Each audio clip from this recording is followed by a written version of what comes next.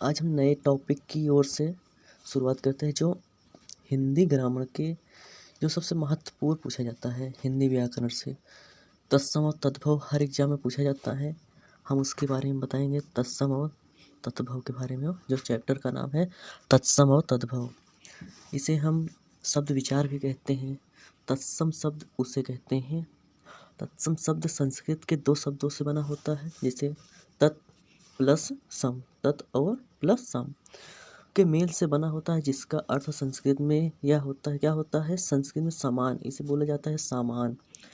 जिन संस्कृत शब्दों को ज्यों का त्यों हिंदी में प्रयोग किया जाता है उन्हें तत्सम शब्द कहते हैं। ज्यों का त्यों प्रयोग होता है उसे हम तत्सम कहते हैं। उदाहरण जैसे जल, अग्नि, वायु, वृक्ष, कमल, दुग्ध आदि। वृक्ष नहीं है। और तद्भव के रूप में हम जो शब्द प्रयोग होता है उसके बारे में बताएंगे। जैसे तद्भव जो शब्द संस्कृत से हिंदी में आए हैं, पर भाषा के विकास साथ जिनके शब्द के रूप बदल जाता है उन्हें तद्भव कहते हैं। उदाहरण में जैसे आग, ओट। यह संस्कृत शब्द अग्नि से परिवर्तित रूप है। संस्कृत के ओष्ठ, जैसे ओठ है, यह संस्कृत के ओष्ठ के परिवर्तित रूप है।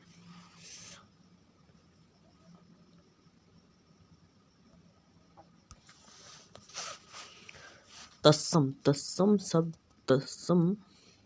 तद्भव शब्द के पहचानने का ट्रिक विसर्ग, जैसे ये आह की मात्रा का प्रयोग केवल संस्कृत शब्दों में होता है जो हिंदी के उसी रूप में प्रचलित है। जैसे संस्कृत केशव हिंदी में, संस्कृत जैसे बाला, इसे इसका प्रयोग है जिसमें आह की मात्रा रहे।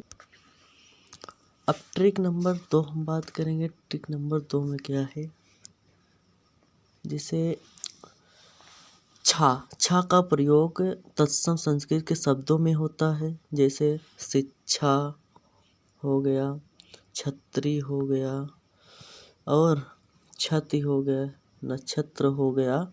ये सब छा का प्रयोग होता है। जैसे निम्नलिखित शब्दों में तत्सम रूप है।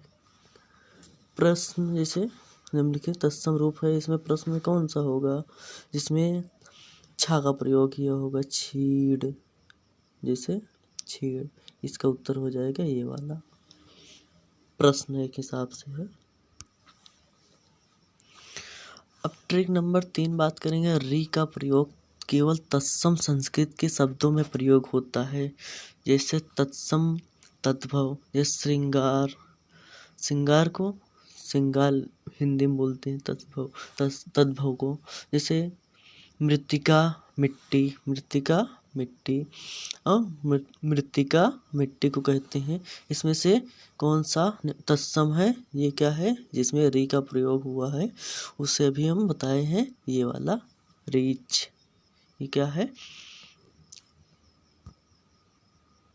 तत्सम।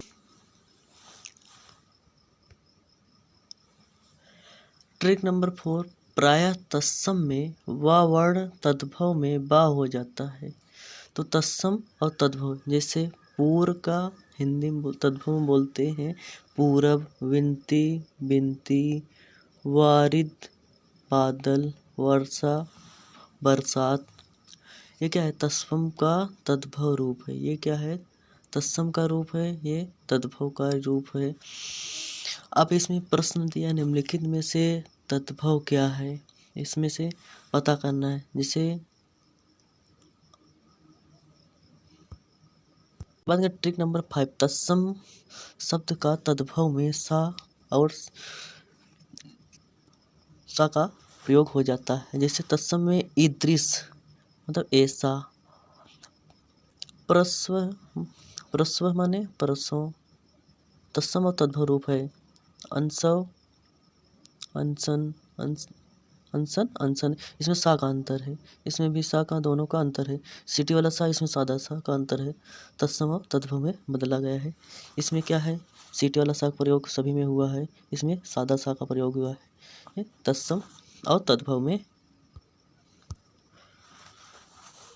रचना के आधार पर शब्द विचार। शब्द अथवा वर्णों के मेल से नए शब्द बनने की प्रक्रिया को रचना या बनावट कहा जाता है। रचना के आधार पर शब्द तीन भेद हैं। पहला रूढ़, यौगिक, योग रूढ़। इतने रचना के इतने शब्द हैं। रूढ़ योग किसे कहते हैं? रूढ़ योग जो परस्पर परंपरा से चले आ रहे हैं तथा जिन्हें खंडों में विभाजित भी नहीं किया जा सकता है, वह रूढ़ शब्द कहलाते हैं। जो परंपरा और परस्पर चले आ रहे हैं, वो विभाजित नहीं किया जा सकता, उन्हें रूढ़ शब्द कहा जाता है। जैसे रात, सुबह, शाम, हाथ आदि, ये सब क्या है? रूढ़ शब्द हैं। अब हम दूसरे बात करेंगे जो यौगिक शब्द है। यौगिक शब्द जो शब्द दो या दो से अधिक शब्दों के मेल से बनते हैं तथा जिन्हें सार्थक खंडों में विभाजित किया जा सकता है, वे यौगिक शब्द कहलाते हैं। जैसे विद्याधन, आलय, विद्यालय हो गए। जैसे अनुपयुक्त, अनुपयुक्त हो गया। ये सब क्या है? यौगिक शब्द हैं। ये सब क्या है? यौगिक शब्द हैं। योग रूढ़ शब्द क्या है? योग रूढ़ शब्द जिसे यौगिक शब्द से किसी विशेष अर्थ का बोध होता है, उसे योग रूढ़ शब्द कहते हैं। जैसे पंक धन ज, कमल के लिए। पंकज क्या होता है? कमल के लिए। गिरिधर, कृष्ण के अर्थ में। दशानन, रावण के अर्थ में। ये सब क्या है? योग रूढ़ है। क्या है? योग रूढ़ शब्द